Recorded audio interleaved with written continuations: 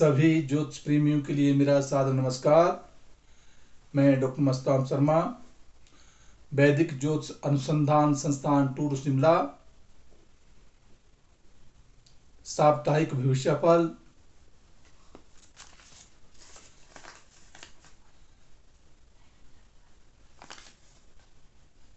29 से 28 से 3 नवंबर 2024 द्वादश भाव में गोचरीय ग्रहों का प्रभाव राशि के आधार पर इस सप्ताह दीपावली का त्यौहार पूरे भारतवर्ष में हर्षोल्लास से मनाया जाएगा। जैसे कि 30 तारीख को 23 अक्टूबर को 1:16 तक जो है त्रयोदशी तिथि रहेगी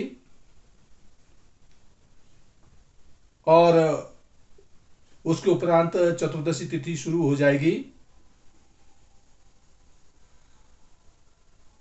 जो 31 तारीख को 3:53 तक रहेगी और उसके उपरांत अमावस्या शुरू हो जाएगी जो 1 नवंबर को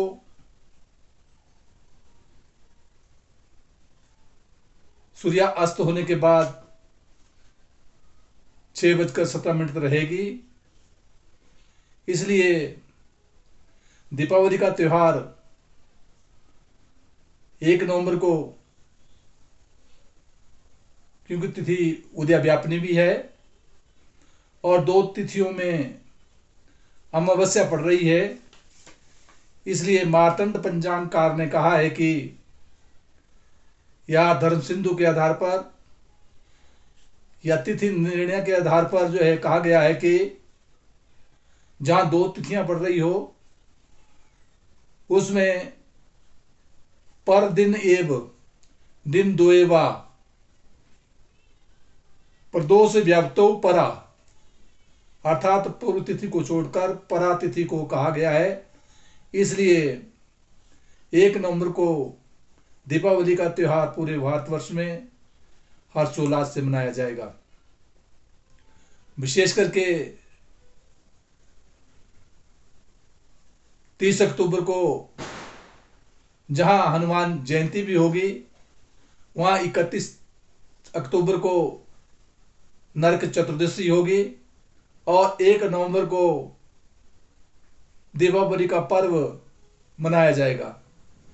क्योंकि यह दीपावली का पर्व कार्तिक कृष्ण पक्ष अमावस्या के दिन मनाया जाता है, जो यद्यपि 2 दिनों में पड़ रहा है, परंतु उदय व्यापन तिथि होने के कारण और सूर्य अस्त होने के बाद भी ये तिथि रहेगी, इसलिए 1 नवंबर को मनाना मांगलिक और शुभ कारक रहेगा। मेष राशि के जातक के लिए ये सप्ताह शारीरिक सुख को देने वाला है, क्योंकि ग्रहों की स्थिति के आधार पर वृष राशि पर गुरु रहेंगे और कर्क राशि पर नीचस्थ मंगल रहेगा, सिंह राशि पर चंद्रमा, कन्या राशि पर केतु, सूर्य और बुध का योग तुला राशि पर सूर्य नीचस्थ रहेंगे और शुक्र वृश्चिक राशि पर, शनि कुंभ राशि पर और राहु मीन राशि पर रहेंगे। जहां चंद्रमा की स्थिति 28 तारीख को कन्या राशि में रात्रि 10:10 पर प्रवेश करेगा। उसके उपरांत चंद्रमा 31 तारीख को तुला राशि में प्रातः 11:15 पर प्रवेश करेगा और 2 नवंबर को रात्रि को 11:23 पर जो है चंद्रमा वृश्चिक राशि में प्रवेश कर जाएगा। इसलिए जहां धन त्रयोदशी भी आएगी, 29 तारीख को धन त्रयोदश का त्यौहार पूरे हर्षोल्लास से मनाया जाएगा। इसलिए मेष राशि के जातक के लिए जिसका स्वामी है नीचस्थ है, इसलिए शारीरिक स्वास्थ्य का विशेष ध्यान रखना होगा। जमीन और जायदाद प्रॉपर्टी के संदर्भ में वाद विवाद से बचना होगा। वृश्चिक राशि का जातक को उसका स्वामी ग्रह शुक्र ग्रह की स्थिति अपने से षष्ठ स्थान में है, सप्तम स्थान में है। और सप्तम स्थान में जहाँ दाम्पत्य जीवन में शत्रु क्षेत्रीय है, इसलिए व्यापार के क्षेत्र में और पारिवारिक के क्षेत्र में कुछ उलझने आ सकती है, परंतु राशि को पूर्ण दृष्टि से देख रहा है, इसलिए मान सम्मान प्रतिष्ठा बढ़ेगी और नौकरी के क्षेत्र में विशेष सफलता के योग बनेंगे। मिथुन राशि का जातक को उसका स्वामी ग्रह बुध ग्रह की स्थिति जहां अपने से पंचम भाव में है, पंचम भाव में बौद्धिक विकास करा रहा है, शिक्षा में विशेष सफलता की ओर संकेत कर रहा है। वहां व्यापार के क्षेत्र में का स्वामी जहां गुरु अपने से द्वादश भाव में है, इसलिए व्यय पर घर में होने के कारण जो है पारिवारिक और व्यापार के क्षेत्र में उलझने आ सकती है, इसलिए गुरु मंत्र का जाप करते रहे तो सदैव हितकर रहेगा। कर्क राशि का जातक उसका स्वामी ग्रह चंद्रमा की स्थिति जहां अपने से द्वितीय स्थान में, द्वितीय धनदायिका धन को देने के योग बन रहे हैं।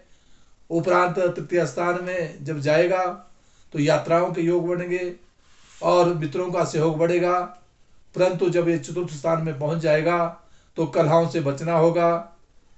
और जब ये पंचम भाव में जाएगा तो कहीं बौद्धिक विकास में कुछ अंतर आएगा, उससे सावधानी रखनी होगी।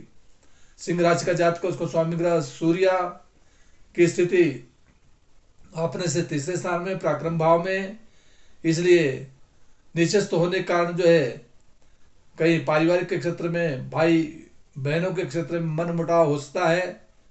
सौहार्दमय वातावरण बनाना होगा, यात्राओं में कुछ छोटी मोटी बाधा आ सकती है, परंतु दाम्पत्य जीवन का और पारिवारिक जीवन से विशेष सफलता के योग बनेंगे।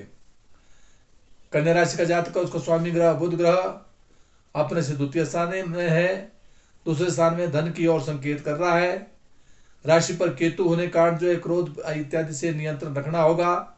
और दाम्पत्य जीवन में राहु जहां पारिवारिक और व्यापार में कुछ उलझने देता है, इसलिए राहु केतु मंत्र का जाप करते रहे तो सदैव हितकर रहेगा। तुला राशि का जातक उसका स्वामी ग्रह शुक्र ग्रह की स्थिति अपने से दूसरे स्थान में है, परंतु शत्रु क्षेत्रीय है, फिर भी अर्थ की ओर परिश्रम के द्वारा प्राप्ति होने के संकेत कर रहा है, परंतु राशि पर जो है नीचे सूर्य चला है, क्रोध पर नियंत्रण रखना होगा। ताम्र पात्र द्वारा सूर्य के लिए जल चढ़ाते रहा करे। और जो राशि का स्वामी मंगल है वो अपने से जहां दाम्पत्य जीवन का स्वामी मंगल है तो जो वो अपने से दसम भाव में है, इसलिए दसम भाव में निजस्व होने कारण जो है कदापि तुला राशि के जातक के लिए राजपक्ष से कुछ उलझने आ सकती है। उसके निवारण के लिए लाल गाय के लिए मीठे पेड़े देते रहा करे, सदैव हितकर रहेगा। वृश्चिक राशि का जातक उसको स्वामी ग्रह मंगल ग्रह की स्थिति अपने से जहां नवम भाव में धर्म कर्म की और रुचि बढ़ानी होगी।